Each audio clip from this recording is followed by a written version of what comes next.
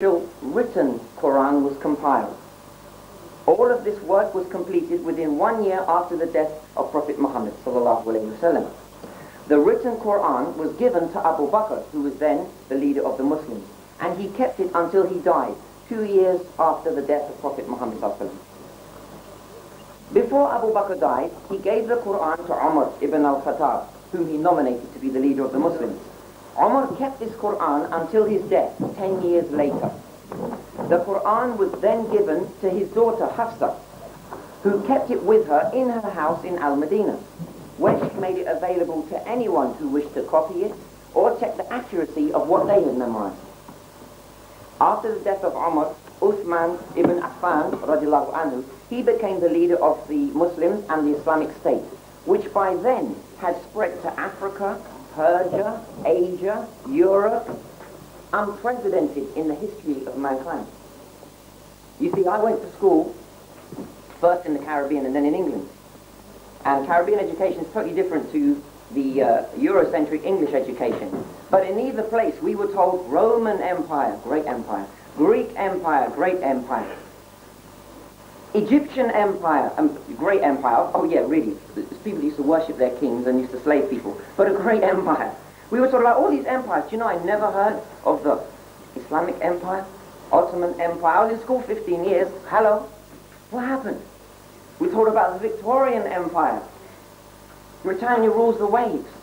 And this was nothing compared to the Muslims and what they did for humanity. They didn't slave people. They didn't worship their kings, as further study will show. So, by this time, the Muslims and the Islamic State had spread to Africa, Persia, Asia, and Europe. Now, many of the new converts to Islam quite naturally made mistakes in their reading of the Quran, as of course Arabic wasn't their native language. This problem was further compounded by the fact that Prophet Muhammad sallallahu alaihi wasallam used to teach the Quran in 7 different Arabic dialects to make it easier for people to learn the Quran in their own dialect.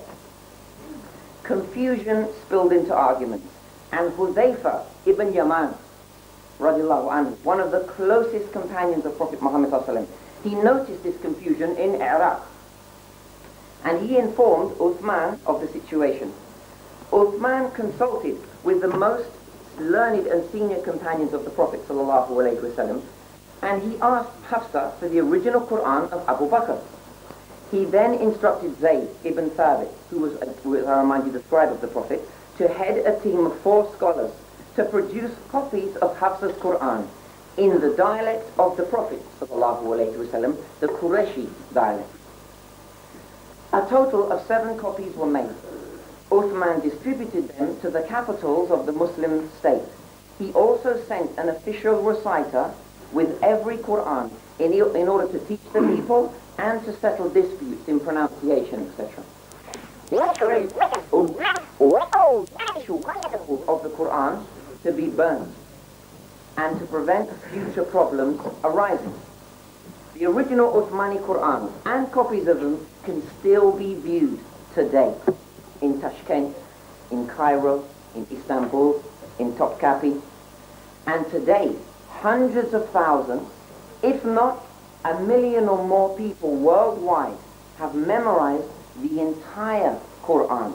Glowing statement to the saying of Allah in Surah Al-Hijr, Ayah 9, that surely we have revealed this reminder and surely we will preserve it.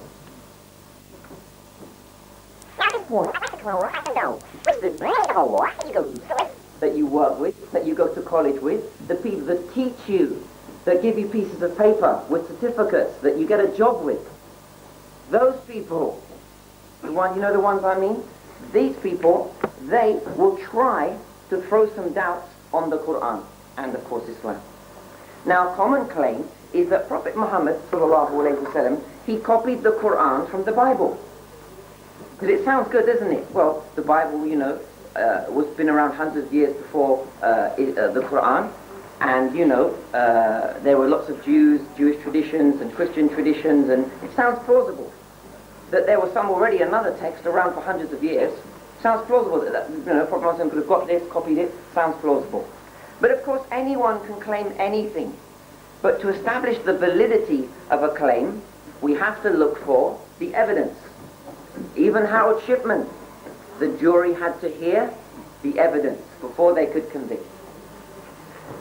Firstly, we have to bear in mind that Prophet Muhammad ﷺ died in the year 632 in the Christian calendar. Jewish and Christian historians alike concur, they agree, that the earliest known Arabic version of the Old Testament is Ar-Sadius Gaon's 10th century translation, over 300 years after the death of Prophet Muhammad ﷺ. Also, the oldest Arabic version of the New Testament was published by Arpanius in 1660, in 1616 Christian calendar, nearly 900 years too late. There wasn't anything to copy. But let's do what the enemies of Allah usually do. They totally ignore the facts and evidences. So let's do that. Let's pretend that Prophet Muhammad ﷺ did have access to this imaginary non-existent Bible in Arabic. Let's compare the texts to see if the claim